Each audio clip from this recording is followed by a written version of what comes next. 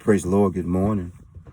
Just sitting out here in the forest preserve, about to go on my daily walk before it's 117 degrees Fahrenheit as I leave this alone. A few days ago, I received an inbox message from this good brother, and he was so distraught, younger than I am. I'm 54.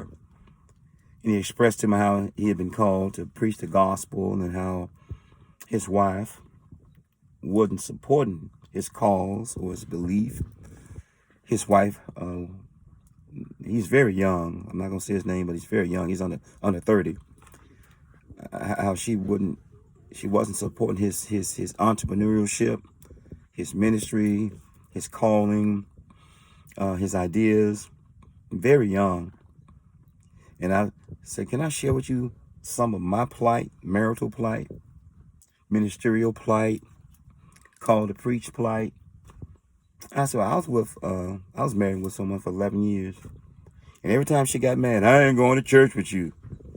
And I was young in the marriage and young in the ministry, so it would upset me because I didn't know how to handle it. And as time progressed, the Lord, our Father in heaven, started speaking more and more to my heart and mind and my conscious and subconscious state. And he said and I remember one conversation I was having with our Father in heaven. He said, I called you to preach.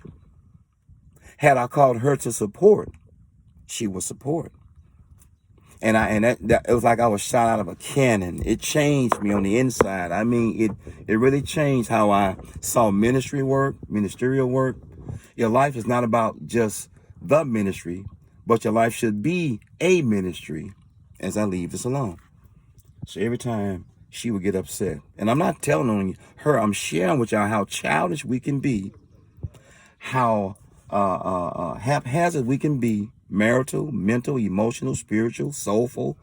I'm sharing with all of us how much of a deadly demise, a demonstrative depression that we can embark upon, hurting the one we are connected to, tied to, married to, in a relationship with, whatever the case may be. And it hurts us just as much as it hurts the other party. So we must be very, very aware that when you're trying to sink someone else's ship, woe unto you if you're on the same ship. How you gonna blow holes in the ship thinking you letting water out of the ship when you sinking the ship and you on it? As I leave this alone, many have set sail on ships that are sinking, relationships, friendships, partnership, leadership, battleship, warship, worships. Many have set sail on ships that were sinking when they set sail. Bye-bye, do well, love you. I cannot get on that ship as I leave this alone. You can only drink so much water if you're overboard. You can only drink so much water if the ship is sinking. So I share with the young man, look, brother, 11 years I put up with this, and it got no better. It became egregious. It became so hard and then eventually, of course, I ended up going to worship service. You're not going to the synagogue per se. You're not going to the mosque per se. You're not going to the local church per se. You're not going to the cathedral per se. You're going to worship service. So as I took off spiritually, she took off mentally, emotionally. And I'm not pointing this out. This happens to a lot of us. A lot of people go to worship service without their spouse, their other half, their better half. And then you wonder why your marriage, your relationship, engagements don't work. Because here's the spiritual one connected to a mental, emotional one. And the Bible talks about being unequally yoked. I remember a dream I had, and it was a monstrous beast I was connected to, and I was a little bitty ewe lamb.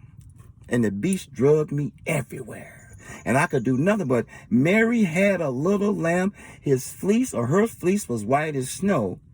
But everywhere that Mary went, the lamb was sure to go. So for almost 11 years, I put up with this. The demise and destruction, not of my marriage. I saw someone commit spiritual suicide. I'm not going to go to church with you. I'm not going to go to revival with you. As soon as she got mad about anything, the beat is on. The beat beat me up, not the heat, the beat. As I land our Father's spacecraft. So, brother, our Father called you to preach. If he called a person to support, or when he called he or she to support, preferably they will support.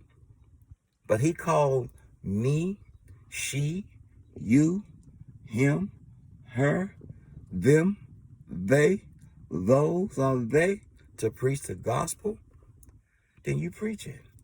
Don't worry about who them. Don't take a head count.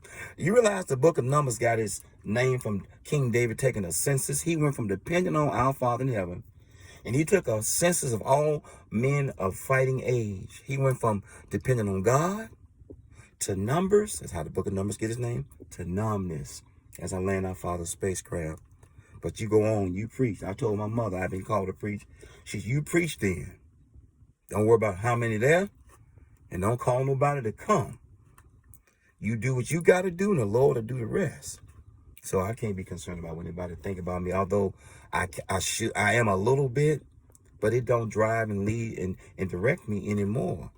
I don't care about likes and applauses. I'm in a supernatural war. I smile when I have the chance to do so. But meanwhile, it says, onward, Christian soldier, onward, Muslim soldier, onward, Jewish soldier, onward, spiritual soldier, onward, Catholic soldier, onward, Protestant soldier, onward, Presbyterian soldier. You in for a fight. It says the kingdom of heaven suffered violence, and the violent take it by force.